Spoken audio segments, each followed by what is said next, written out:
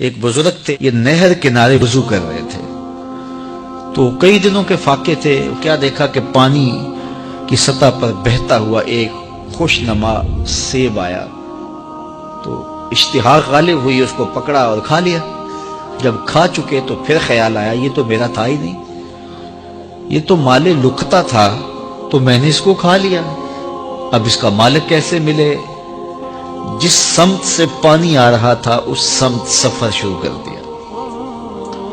کئی دنوں کی مسافت کے بعد دیکھا کہ ایک باغ ہے جس کی شاخیں اس پانی کی طرف لٹک رہی ہیں۔ سمجھ گئے کہ یہیں سے گرا ہوگا اور میں نے کھا لیا۔ خیر باغ میں پہنچے، مالک سے ملے، کہا کہ یوں میں نے ایک سیب کھا لیا ہے اور میرا غالب گمان یہ ہے کہ اس باغ کا وہ سیب تھا، تو میں معافی مانگنے آیا ہوں، یا پھر بتائیں کہ اس کا ہرجانہ کیا ہوگا۔ جب مالک باغ نے یہ بات سنی، وہ بھی صاحب نظر تھے، سمجھ گئے یہ تو کوئی در یگانہ ہے، یہ تو کوئی گوہر یکتا ہے، تو تیور بدل لیے۔ کہا ایسے تو نہیں معافی ملے گی۔ کہا حضرت کیسے ملے گی؟ کہا 12 سال تک میرے باغ کی گوڈی کرنا پڑے گی۔ اللہ اکبر، اور ایک شرط اس کے علاوہ ہوگی۔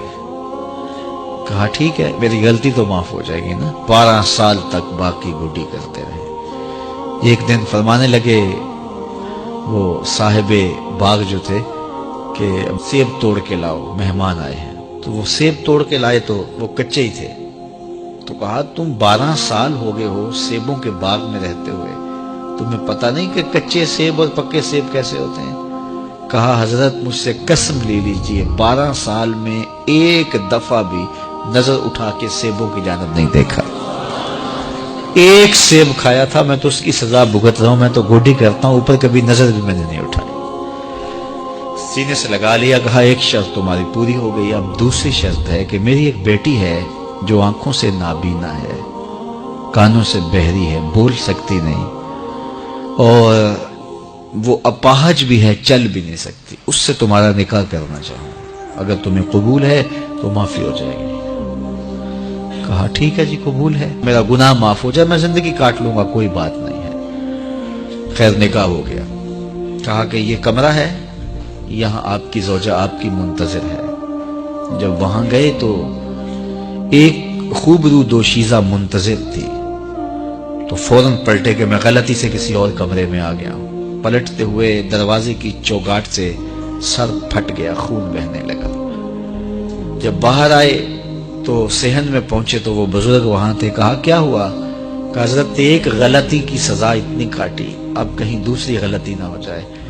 وہ تو کوئی اور ہے خاتون۔ کہا وہی تمہاری زوجہ ہے۔ تو میں بتاؤں کہ وہ بہری کیوں ہے؟